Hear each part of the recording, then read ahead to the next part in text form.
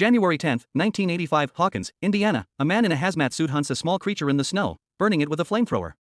It disintegrates, but drifting particles root into the ground, spreading into living, hostile vines. Morning begins normally. Mike skips breakfast and meets Lucas and Max, while Dustin is distracted at the arcade and leaves owing money. Will gets a mixtape from Jonathan before heading out. At Hopper's cabin, 11 wakes late. Hopper reminds her to stay hidden. Mike arrives, tension briefly flares, then 11 joins him on his bike. On the way to school, Dustin is chased by bullies. He escapes through a culvert, but something in the snow attacks them. One bully is dragged underground, the other vanishes moments later. At school, Will is bullied but saved by a punk girl, Nikki Baxter, who takes interest in his music. Meanwhile, their teacher announces a leave, replaced by a disorganized substitute. The group worries about funding their DD campaign and decides to earn money by shoveling snow. While working, danger strikes again. A creature attacks a snowplow driver and charges the kids.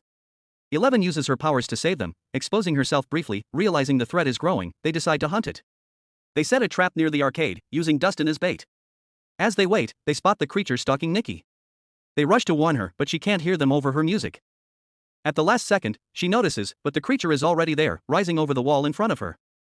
The group rushes to save the punk girl as the creature attacks. Max snares it with a net while Will fights it off, nearly getting crushed before 11 forces it back with her powers.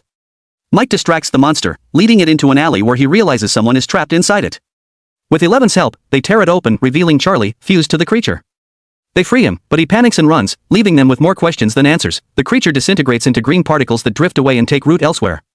Nikki, the punk girl, demands answers. Though hesitant, Mike agrees to explain later.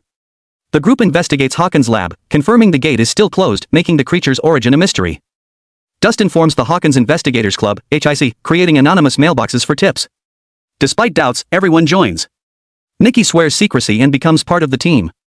Soon, reports come in most useless, until one mentions a strange farm. Meanwhile, the spreading vines reach a farmhouse, attacking a young boy before retreating. The threat is growing, the group splits up. Dustin tracks a lead in the woods and encounters Charlie, who claims memory loss and insists something else took his friend.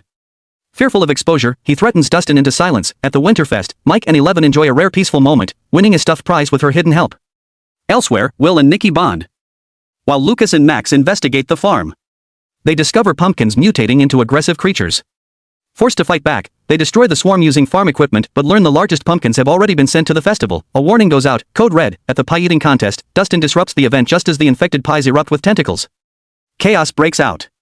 One victim, Rosario, flees into the woods, only to be overtaken. The group finds her suspended in vines alive, but trapped beneath a massive, waiting maw.